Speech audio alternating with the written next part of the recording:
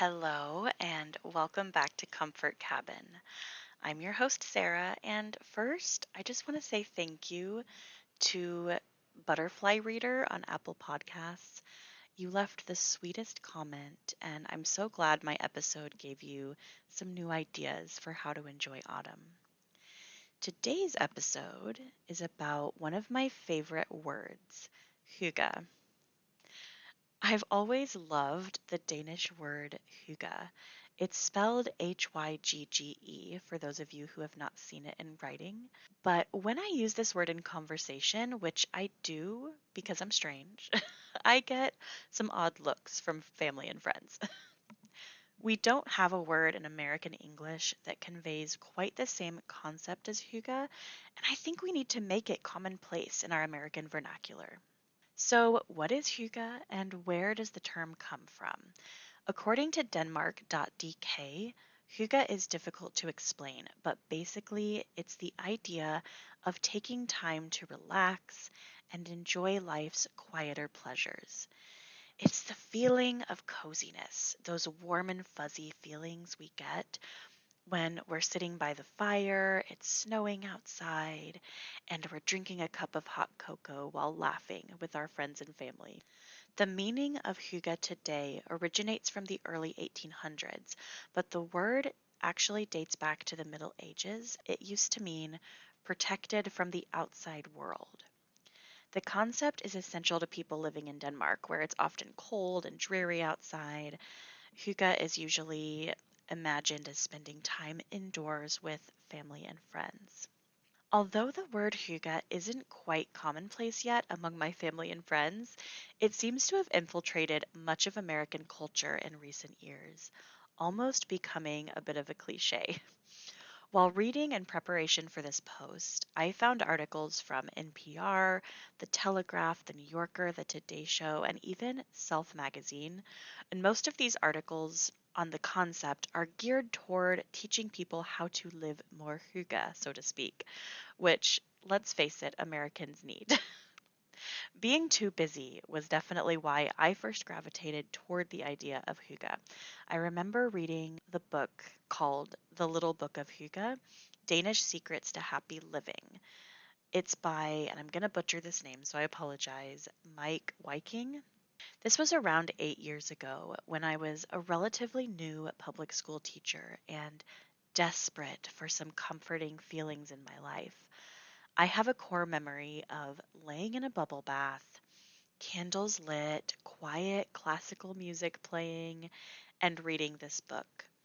I thought, this is what's missing from my life. I need to give myself permission to slow down occasionally and enjoy just being. Years later, I'm still a public school teacher. I'm now also a mom, and I definitely am still in need of some major hygge in my life.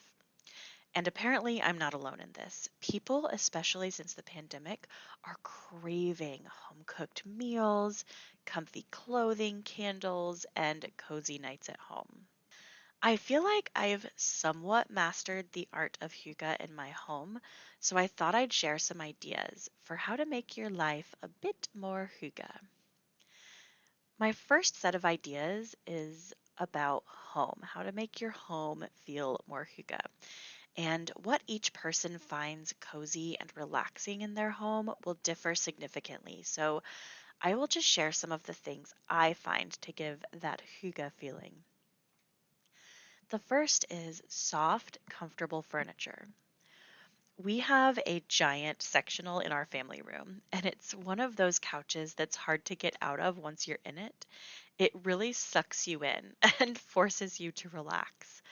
Add a few throw blankets and pillows, and you're in a cocoon of coziness. It is fantastic. Next is fire. There is nothing more cozy to me than a crackling fireplace or even just candlelight, especially in the autumn and winter. I can't wait for it to get cool enough in Kansas to start lighting our wood burning fireplace in the evenings. Sometimes in the winter, I just lay a blanket out in front of the fireplace and read a book or take a nap. Oh, it's just absolute heaven. Low lighting. This goes hand in hand with the fireplace and candles. For me, the fewer bulbs, the better. I despise overhead lighting, much to the dismay of a few of my family members who say they can't really see anything in my house. I adore lamps, fairy lights, candles. I also leave the overhead lights off in my office at work, and I have several lamps. It's just low lighting is just a way of life for me. Another one is houseplants. Part of the Hygge life is enjoying nature, so it makes sense to bring nature inside. I wouldn't really call myself a plant lady yet, at least, but I have around 10 houseplants that I absolutely adore. Most of them also have names, and there is definitely something about houseplants that just bring a sense of coziness to the house.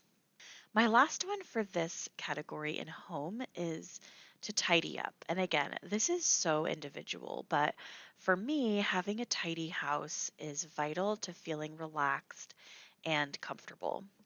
I am not a minimalist or a super clean person, but just when things are in their place and it looks and smells nice in my home, I feel like I can chill. My next category is music. And I mentioned in my last post that I am a musician and music is a part of almost everything I do. So I just can't leave it out here. Listening to music, having it on in the background, playing instruments, especially with friends and family, is the epitome of hygge to me. I love it when my family gets together and just jams. A lot of people in my family are musicians, so it pretty much happens every time we get together. If you want to check out some of my favorite artists and albums that are cozy for me, head over to my blog. It's comfortcabin99.blogspot.com. I've included some links to Spotify there for some of my favorite albums and artists. The ones I've included are Faith in the Future by Louis Tomlinson, Friends for Life by the High Kings. They're an Irish band and just fantastic. I love Irish music. Room Under the Stairs by Zayn, which is sort of a pop, blues, soul. It's got a lot of kind of genres mixed in there, but I love it. Merry, Merry Time of Year by the Irish Rovers. This is a Christmas album by another Irish band, and I will definitely start listening to this one almost every day when we get closer to December. Alan Gogol is a musician. He does instrumental music and it's so cozy. It's a recent discovery for me. My next category is activities. Hygge is all about enjoying simple things, either alone, but especially with friends and family. And here's some of my favorite ways to spend my time the Hygge way. First one is games. Playing cards or board games with friends and family just screams hygge, so I had to include it here. I'll admit, I actually dislike playing board games, but I love playing cards on a cozy night. The next one is movie nights. One of my family's favorite pastimes is a movie night. We make popcorn, grab a drink, snuggle up on the previously mentioned giant couch. It's super cozy, especially when our two big dogs also pile on top of us. For major hygge feels, I would choose a movie that you find comforting. So for me, this time of year, it's all about Halloween and autumnal feeling films. We just watched The Pagemaster with our kids, which came out when my husband and I were kids.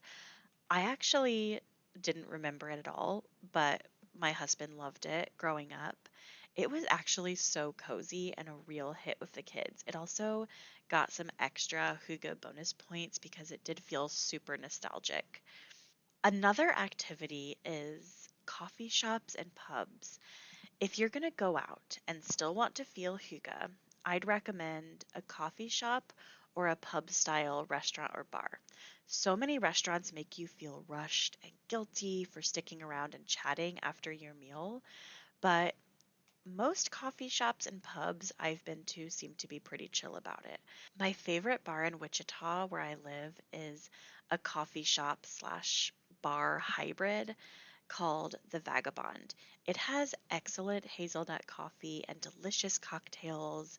It's got low lighting, great music, there's local art on the walls. It is a super hygge place to hang out with friends. My last tip for activities is to keep plans simple. This is one of the most important things to make your time feel hygge.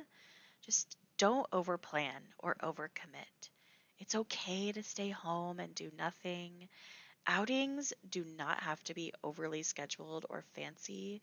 Keeping things simple and focusing on spending quality time with the people you care about is what hygge is all about, in my opinion. And that's what I've got for you guys today. Have you heard of the concept of hygge before you listen to this?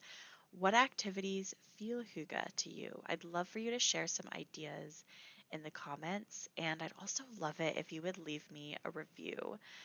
It will help me so much get this podcast out to a few more people and share these cozy feelings with the world. I'll talk to you guys the next time. Have an amazing and cozy week.